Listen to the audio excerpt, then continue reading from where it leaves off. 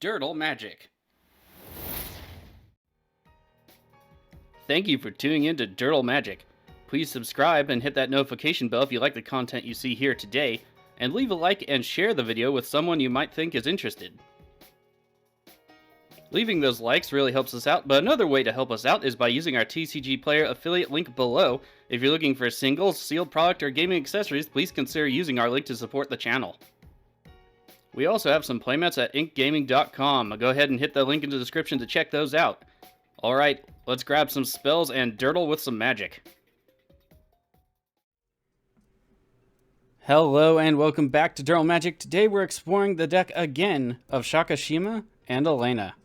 Looking at our opening hand, blue, we do have some follow-up, but no way to get red. So I think I'm going to mulligan this off and see what we can get otherwise. New hand, gives us both colors, but now we're down a land. Don't know what we should do about that necessarily. I think we want to risk one more mulligan. New hand, 3 lands, Cascade Bluff, so we do have access to red.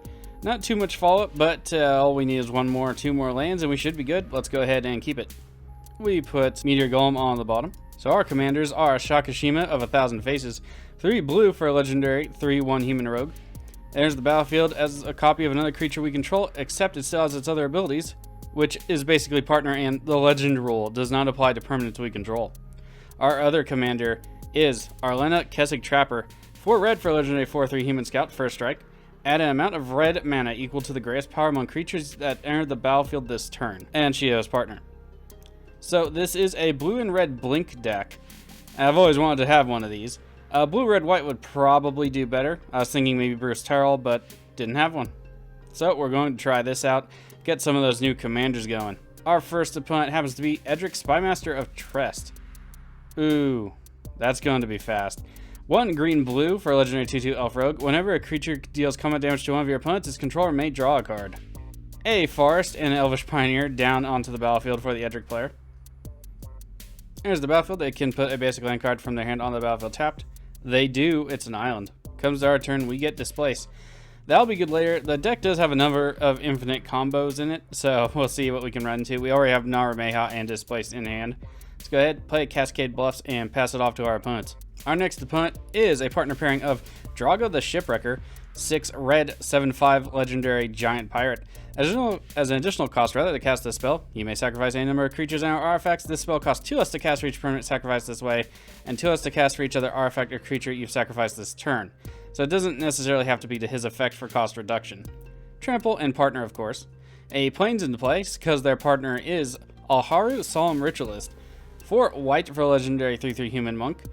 When it enters the battlefield, put a 1/1 counter on each of up to 2 other target creatures. When non-token you control with a 1/1 counter on it dies, create a 1/1 white spirit creature token with flying. It has partner. And our last opponent playing Gishath, Sun's Avatar. 5 red, green, white for a legendary 7/6 dinosaur avatar. Vigilance, Trample, Haste. When it deals combat damage to a player, reveal that many cards from the top of your library. Put any number of dinosaur cards from among them onto the battlefield, and the rest on the bottom of your library in a random order. Can be a very good deck. Sacred Foundry into play tapped for them on their turn. Over to Edric. I expect a bunch of little guys and a land, or a land in Edric, and start swinging. Cloudfin Raptor coming down. Treetop Scout coming down. Can't be blocked except by creatures with flying. Alright. The Cloudfin Raptor will evolve. We have Elvish Pioneer off into the other partner player, Dargo and Alharu. They take 1 damage, and that's it for Edric. Our turn gives us Torrential Gearhulk. That will be good later, but not right now, unfortunately. Let's go ahead and play an island, pass it off to our opponents. To Alharu and Drago's turn. Sword of the Animus coming down for them after a plains. Mountain into play, Swiftfoot Boots for the Gishath player on their turn. Over to Edric. Let's see what they do this turn. They didn't drop a land the last turn, so that was interesting. Sylvan Library coming down for them. Still not dropping a land just yet. No attacks out of the Edric player and no second land. Okay, that is interesting. Maybe they just got stuck. Sylvan Library should help them out with that pretty well, though. We get a mountain. Nice. Let's go ahead and play it. Still nothing to play, though, so we'll pass it off. We only have 2 2-drop creatures in the deck. We do have some enchantments and artifacts, though, that we aren't getting. A lot of 3-drop and 4-drop creatures. Alharu and Dargo's turn. Ghost Quarter into play. Keep calling them Drago. It's just easier on the tongue, you know? Dowager Hedge Mage. Destroying an enchantment. Nice. That's also something you can put in a Jeskai Blink deck. Sylvan Library goes the way of the dodo. Over to Gishath. Okay, Plains into play. Followed by Turian Mauler. That'll be pretty good against Edric. Too bad it doesn't have Trample. Over to Edric's turn. Sylvan Library was probably going to help him get some lands, but now they don't have it. Let's see if they drop a third one this turn. Mystical Tutor, Turian Mauler will trigger.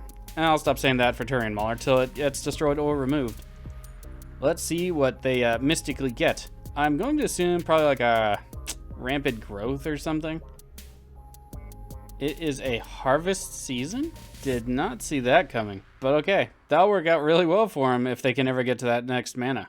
No attacks out Edric again. Gonna roll over to our turn. We get Training Center.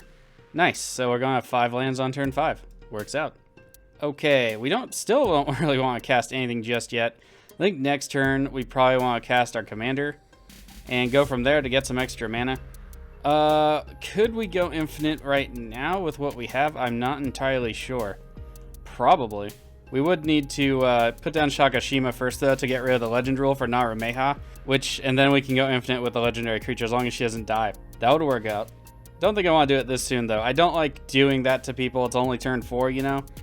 And I could be wrong.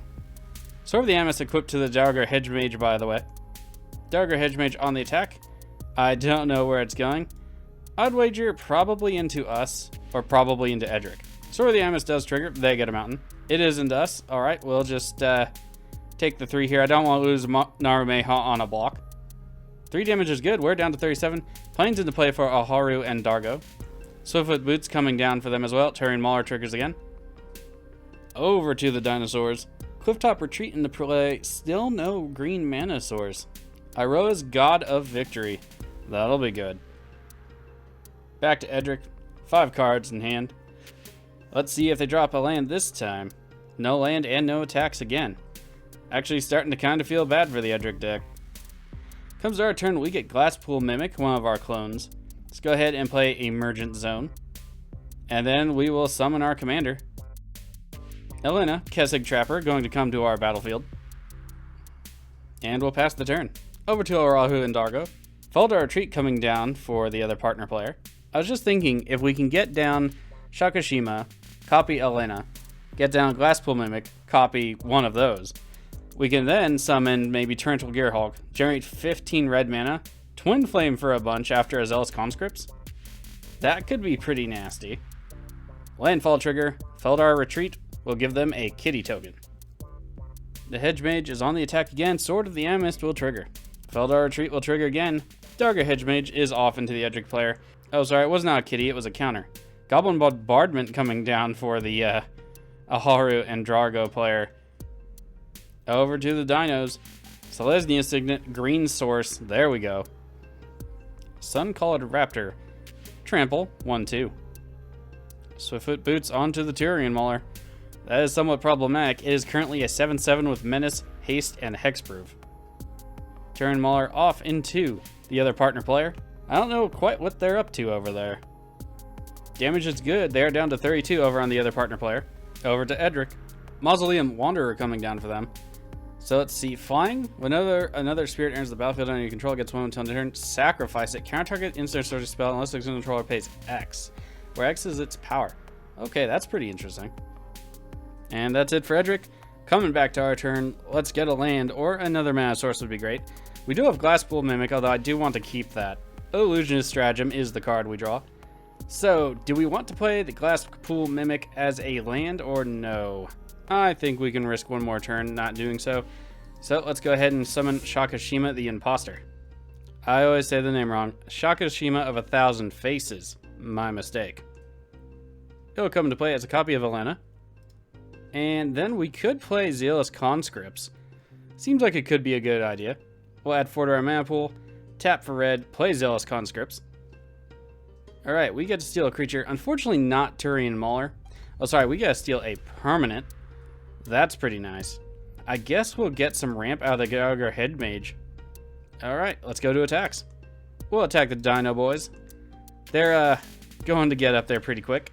Sword of the Amethyst will trigger. Oh, you're right. They control the equipment. Why do I keep forgetting that? Alright, no blocks. Damage is good. let's risk one more turn not doing the Glass Pool Mimic as a land. Over to Alharu and Dargo. Ingature to the stack. It is evoked. So, what artifact will they destroy? Probably the Swiftfoot Boots for the Turian Mauler. Okay, let's see what they are targeting. They are targeting the Swiftfoot Boots on the Turian Mauler. That works for me, at least for now. Let's see if they sacrifice the Ingature in response with the Goblin Bombardment and deal 1 damage to something. They do indeed. Where is it going to go? It's going to hit the Sun-Collared Raptor. Ooh, and they sacrificed another one to get rid of the Raptor. There it goes. Dargo the Shipwrecker coming down for that player. Now, if you notice, because they already sacrificed the Ingot Chewer and a cat token, it already reduced his cost. So you don't have to sacrifice them again, some other stuff again to Dargo. So just for reference. Swiftfoot Boots on the equipped to Dargo. That's going to hit for a lot. Sword of the Amist also being equipped to Dargo. It'll become an 8/6. It also has Trample, Haste, and Hexproof. Dargo on the attack. Where's it going? Off into the Dinosaur Boys. That's fine with me. I don't want coming our way. Sword of the Amist will trigger again. Mounted into play. Feldar Retreat will trigger. Let's see if they give a kitty or a 1/1 counter. They make another kitty. Damage is good. Gishath down to 28 normal, taking 8 commander damage from Dargo. 2 Gishath's turn. Land into play. Still only 1 green source. Okay, they play a morph creature. Did not see that coming out of the deck. Did anyone else notice that in the morph deck for one of the commander sets that they totally forgot Zodiac Cavern? It's a land. How did they forget that? No attacks out of Gishath. That means it's going to roll over to Edric, who still hasn't dropped another land. It will be turn 7 when their turn rolls around. I hope they get one at least so they can be in the game. Merfolk Spy coming down for the Edric player. It does have Island Walk, which means we can't block it. Sad face. And that's it for Edric. Still not a 3rd land. Comes our turn, we get an island. Nice, let's go ahead and play it. Let's go ahead and play the Glass Pool Mimic. What should it come into play as a copy of? The Zealous Conscripts, steal something and swing, maybe the Turian Mauler, or possibly just another Alena. I mean, we could set for the Twin Flame play. Yeah, I think let's do that. Why not? Okay, let's go to combat. Don't think we need to tap down anything right now necessarily, and we have 3 mana for Displace, so I think we'll be okay. Let's go ahead and attack the other partner player. I think that'll be a good idea for the moment. We have 1 count on the intercept against our original Alena. They do take 4, go down to 28. It is commander damage because it's from Sakashima. Alright, let's pass it off. Set up next turn for the Twin Flame. Get the Zealous Conscripts down, steal everything we can. Although, not too much here. And get somebody off the board. The other partner player in particular, whose turn it is now, looks specifically dangerous. Sorry. Bit of a dry throat there. Oh, Stoneforge Mystic. That's not good. Comes into play and triggers. Let's see what they get out of their deck. Hopefully it's not something like Argentum Armor. Blackblade Reforged is also pretty bad. They are casting it. And they will be able to equip it for 3. Hopefully it's not coming at us. That'll be a lot of damage. There's the equip. It is a 17/15 Trample, Haste, Hexproof. Oh boy. So landfall trigger, it becomes an 18/16 on the attack. We can survive, but we definitely have to try to do a combo next turn if we're going to be that low on commander damage. Which is not something I necessarily want to do, but I'm also, you know, not going to throw a game. Alright, where's it going? It is off into us. That is a lot of damage. Sword of the Amist will trigger. If they have a Boros Charm in hand, we are doomed anyway. But let's see what happens. Landfall. There's the trigger. So they're making a cat. Okay, that works out. Works out fine. Oh, it got to be an 18/16 anyway. What? Now I'm just confused. We will not block. Alright, we are down to 19. 18 commander damage. Oof. And Spawning Pit. Let's see. Sacrifice a creature, put a charge count on Spawning Pit. Remove 2 of them. Create a Kutu Koa Spawn Artifact Creature token. Over to the dinosaurs' turn. They're at 28. 1 card in hand after the draw. 8 commander damage from Dargo. They do have a 17/17 Turian Mauler. A Tepic Huntmaster. Dinosaur spells you cast cost 1 less to cast. Tap target dinosaur gains haste until end of turn. That'll be pretty good. They tap down the rest of their mana. They're going to pass off to Edric. Okay, so yeah, we're going to have to make a big play next turn. Dargo is super scary, and they are tapped down, so I don't have to fear removal necessarily. Edric's turn, 6 cards in hand after the draw. Finhorn Elves, okay, it's a mana dork. Gale Rider Sliver coming down. Slivers they control have flying. Comes our turn, we get Thassa Deep Dwelling. That'll be good later, but we need to do something about that Dargo. Okay, so I think the way we do this is we have to cast Twin Flame, keep priority, cast Narumeha, and copy the Twin Flame, and keep targeting Alena Kessig Trapper. We got a lot of red mana that way. Unfortunately, we're not going to have any blue mana left over necessarily to do anything with, but let's try it out. Okay, so this should work where Narumeha comes into play, copies Twin Flame, and then we copy Narumeha. Because of the legend rule, this wouldn't normally work, but because we have Sakashima out, we should be able to get a bunch of Narumehas, and they should all have haste. We'll pick Narumeha for the copy. Alright, at this rate, I'll explain to my opponents that we went infinite. Pick another Narumeha. Alright, so Edric concedes. I really kind of feel bad just because they never got that third land, you know? They were not in the game with their commander, and that deck needs its commander. Alright, the other partner player concedes. I don't know why our creatures keep getting bigger. Alright, our last opponent isn't conceding. I think we have enough damage to take them out at this point. Let's just go to attacks and let it go. Let's get down another Zealous Conscripts. We'll steal the Turing Mauler just to get that out of our way. And we'll let Twin Flame resolve, giving us Alena. No blue mana though. Let's go to attacks. We'll attack with those. I don't think they're going to have any responses.